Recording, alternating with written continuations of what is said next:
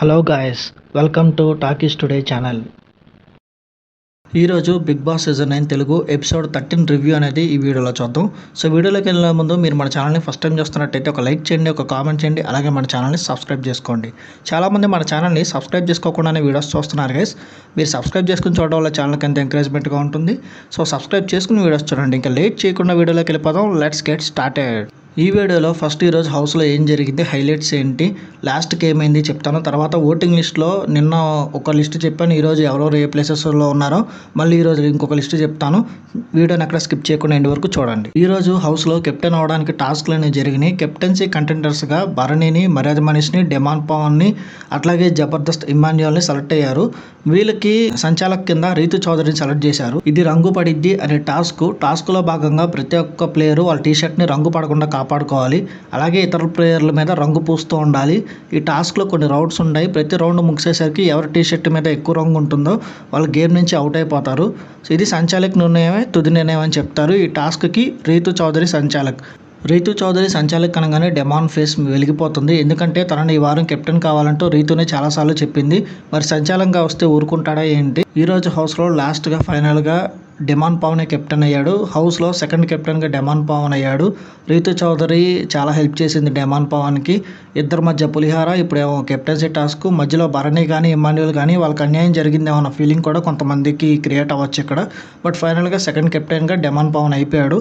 ఇప్పుడు ఓటింగ్ లిస్ట్లో ఎవరెవరు ఏ ప్లేసెస్లో ఉన్నారో చెప్తాను, జాగ్రత్తగా చూడండి. ఓటింగ్లో ఫస్ట్ ప్లేస్లో యాజ్ యూజువల్ సుమన్ శెట్టి గారు ఉన్నారు. నాగార్జున గారు చెప్పిన తర్వాత ఆయన పర్ఫార్మెన్స్ ఈ వీక్లో చాలా ఇంప్రూవ్ అయింది. ఆయన ఓటింగ్లో మిగతా వాళ్ళకి ఆయనకి చాలా డిస్టెన్స్ మెయింటైన్ చేస్తున్నారు. చాలా హ్యూజ్ ఓటింగ్ అనేది సుమన్ శెట్టి గారికి పడుతుంది. అట్లాగే భరణి గారు సెకండ్ ప్లేస్లో ఉన్నారు. భరణి గారికి సేమ్ నిన్న ఓటింగే ఉంది, పెద్దగా ఇంక్రీజ్ ఏం అవ్వలేదు. ఆయన సెకండ్ ప్లేస్లో ఉన్నారు. థర్డ్ ప్లేస్లో డెమాన్ పవన్ ఉన్నాడు. అతను ఓటింగ్ ఇంక్రీజ్ అయింది. అతను హౌస్లో ఈ వారం కంటెంట్ అనేది అతనికి మంచిగా దొరికింది. పైగా కెప్టెన్ కూడా అయ్యాడు. సో ఓటింగ్ అనేది డెమాన్ పవన్కి ఇంక్రీజ్ అయింది. థర్డ్ ప్లేస్లోనే ఉన్నాడు. ఫోర్త్ ప్లేస్లోకి ప్రియా శెట్టి గారు వచ్చేసారు.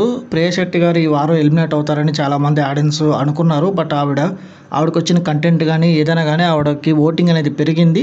ఫోర్త్ ప్లేస్లోకి వచ్చారు. ఈ వారం ప్రియా శెట్టి గారు హౌస్ నుంచి ఎలిమినేట్ అయ్యే ఛాన్సెస్ అయితే చాలా తక్కువ. ఆల్మోస్ట్ ఎలిమినేట్ అవ్వరు, సేఫ్ అయిపోయినట్టే. ఫిఫ్త్ ప్లేస్లోకి మాస్క్ మన్ హరీష్ గారు ఉన్నారు. ఈవెన్ కూడా ఆల్మోస్ట్ ఈ వారం సేఫ్ అని చెప్పచ్చు. కొంచెం ఓటింగ్ పెరిగింది కానీ ప్రియా శెట్టి గారు పైకి వచ్చారు. తర్వాత ప్లేస్లో ఉన్న ఇద్దరు డేంజర్ జోన్లో ఉన్నారు. డేంజర్ జోన్లో మర్యాద మనీష్ అట్లాగే ఫ్లోరా సైని గారు ఉన్నారు. వీళ్ళిద్దరూ కంప్లీట్గా చాలా తక్కువ ఓటింగ్ ఉంది. వీళ్ళలో ఒకరు ఖచ్చితంగా ఎలిమినేట్ అవుతారు.